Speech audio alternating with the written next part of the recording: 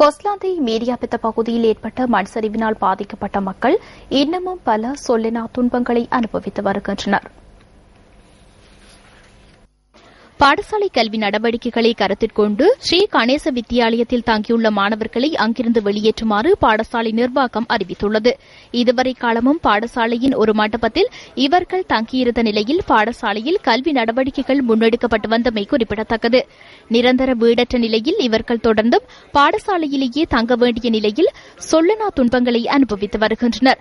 ஆனா எங்களை வீட்டுக்கு போக சொல்றாங்க, வீட்டுக்குன்னு போக சொல்ல இப்படி ஒரு ஸ்கூல் இந்த பங்களா ஆஸ்பத்திரியில போய் தங்க சொல்றாங்க. அப்படி ஒரு இது மாதிரி இருக்கு, முகாம் மாதிரி.